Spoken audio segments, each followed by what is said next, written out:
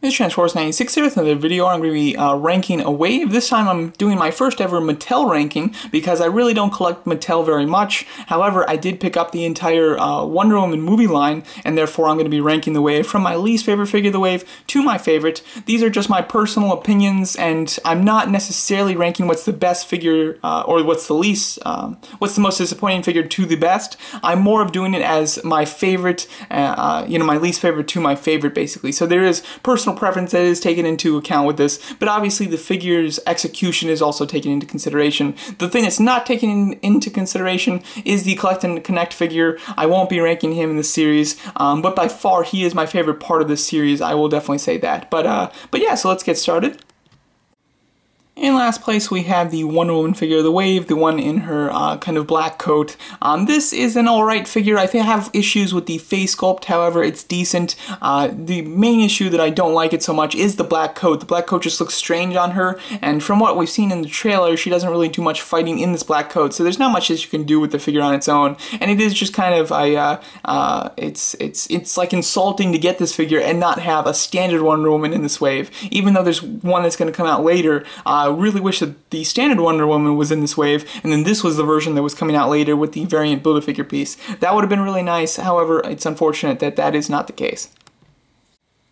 In third place, we have Steve Trevor. From a technical standpoint, this figure is quite nice. It does have its flaws. However, overall, I think that it's executed quite good. The only reason that I personally just have it at number 3 and not higher is that there's not a ton of fun things you can do with him. I think that he looks nice, like with Wonder Woman, but he's just kind of like a guy, so it's kind of hard to put him in a fun pose. You certainly can't pose him like fighting Ares or anything, so figure itself is pretty nice, has one of the better face sculpts of the series, however, not particularly fun because of his character.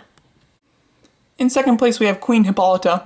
This, I think, is a really nice figure. I think the face sculpt looks nice, not accurate though. However, it does look good. The hair is great. Love the armor, and then the painting on it is really well done and very realistic, and has that movie look to it, which is very nice. The figure itself is quite good. Definitely the rarest in the wave, and definitely deserving the second spot.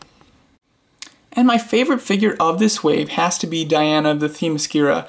This is a surprise to me because if you watch my review, I did say that this was the figure I was by far least looking forward to, and it actually turned out to be my personal favorite. From a technical standpoint, I know it's not the best figure, so don't go all up in arms in the comments. So I know it's not a great figure itself. It does have its issues. However, I personally really like it because I like this costume for Diana. I think that it looks very cool, and it looks like we're going to get a decent amount of screen time with her wearing it in the beginning of the film, which I think will be fun. And this is kind of like the best Wonder Woman figure that we have in the wave. Like, to pose Ares fighting somebody, this is always the figure I choose, because the other one with her in the coat just looks odd. So I do like this figure a lot, and you can get it so that she has the sword in 2 hands, which looks very cool. I think that her lacking the shield that she uses in some of the scenes there is really disappointing, but other than that, I really enjoy this figure. I think it's very nice, and I think the facial structure is pretty spot on. The eye paint is the only thing that's definitely lacking on it, but in general, this was my favorite figure of the wave, not including the Collect and Connect.